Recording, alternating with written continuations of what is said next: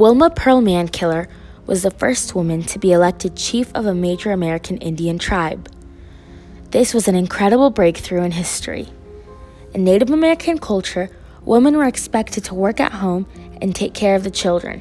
So when Mankiller became chief, she broke one of the biggest stereotypes in her culture. On November 18, 1945, Irene Mankiller gave birth to her in Tahlequah, Oklahoma. Mankiller's father was Charlie Mankiller. He was completely of Native descent. In fact, his grandfather walked the Trail of Tears in the 1830s. Her mother, however, was of Dutch and Irish ancestry. She was part of a 13-member family, and although her parents tried their best to feed them all, it was very difficult. So her father decided it was best to start a new life in San Francisco, but that wasn't much better. In fact, Mankiller often compared the situation to the Trails of Tears itself. She said, "I experienced my own Trail of Tears when I was a young girl. No one pointed a gun at me or at members of my family. No show of force was used. It was not necessary. Nevertheless, the United States government, through the Bureau of Indian Affairs, was again trying to settle the Indian problem by removal. I learned through this ordeal about the fear and anguish that occur when you give up your home, your community, and everything you have ever known to move far away to a strange place. I cried for days, not unlike the children who had stumbled down the Trail of Tears so many years before. I wept tears for my history, for my tribe's past. They were Cherokee tears. In San Francisco, all the promises made by the government were lies. Mankiller and her siblings enrolled in school there, but were bullied often for their looks and culture. After San Francisco, there was a period of time in which the whole family moved around, but Mankiller finally found something she was passionate about: helping her society. She graduated high school and went off to college. There, she met her husband, Hector Hugo Olajdebardi. She had 2 children with him, and after a while, she enrolled back into school. In the next few years, there were a few uprisings in 1969. A group of American Indians go out to Alcatraz, the island prison that had been bought by some businessmen who wanted to redevelop it as some kind of tourist attraction. The Native Americans, as some went out, took over Alcatraz and stationed themselves there to protest the Americans taking their land away. The outcome of it inspired Mankiller to become more involved in civil rights than ever. This also helped her reclaim herself, and to do that, she had to divorce her husband because she realized how much he was holding her back. He wished that she would just be a normal housewife, but she wanted to make a difference. In 1971, Mankiller's father, Charlie, died from a kidney disease in San Francisco, which she said tore through my spirit like a blade of lightning. But this inspired her more than ever. She founded EONAYC, or East Oakland's Native American Youth Center. She became a social worker and found her love for working with children.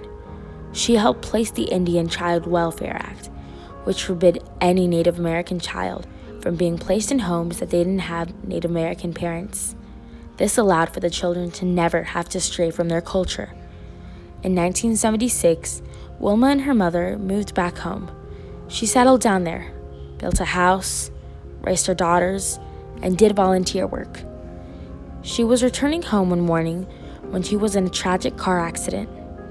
Wilma was seriously injured, and many thought she would not survive. And if she did, they believed Mankiller would be paralyzed from the waist down. The driver of the other car wasn't lucky enough to survive. It turned out to be Sherry Morris, Mankiller's best friend. After countless surgeries, she left the hospital, but a few months after, she was suffering from what she thought was simply the aftermath of the accident. Later in November of 1980, Wilma was diagnosed with myasthenia gravis, a long-term neuromuscular disease that leads to varying degrees of skeletal muscle weakness. She eventually recovered, but it took a large toll on her.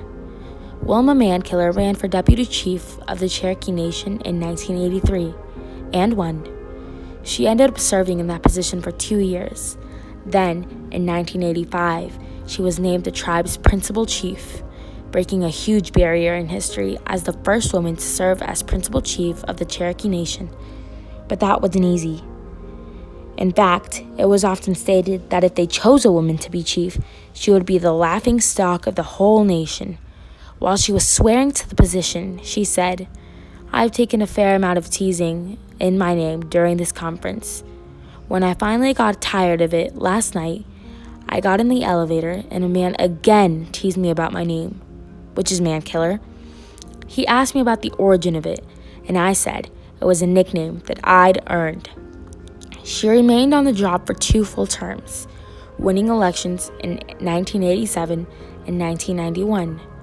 Her car was vandalized and her safety was threatened, but she relied on her knowledge of Cherokee and Indian culture for her confidence in the ability of women to lead the tribe. During both her terms, she was determined to improve the life of Cherokee people, and she did just that by creating a job center, increased the number of tribal health clinics, and brought jobs and businesses to the Cherokee jurisdiction. Summer programs for young people and adult literacy were added. She was able to double annual tribal revenue and tripled tribal enrollment. In 1995, Mankiller was diagnosed with lymphobia and chose not to run again, largely due to health problems. When asked how she was able to do it all, she replied, "I think the Cherokee approach to life is being able to continually move forward with kind of a good mind and not focus on the negative things in your life and the negative things you see around you, but focus on the positive things and try to look at the larger picture and keep moving forward." She taught us how important mindset is. She had dozens of scenarios happen to her that would made many other people give up, but she didn't focus on the negative things, and look at all that she was able to accomplish. In 1998, President Bill Clinton awarded Miss Mankiller the Medal of Freedom, the nation's highest civilian honor. The Presidential Medal seeks to recognize those people who have made an especially meritorious contribution to the security or national interests of the United States, world peace, cultural, or other significant public or private endeavors. In Adair County, Oklahoma, Wilma Mankiller died from pancreatic cancer in 2010. About 1,200 people attended her memorial service at the Cherokee National Cultural Grounds in Tahlequah on April 10th. Wilma Mankiller died, leaving country a better place than when she found it.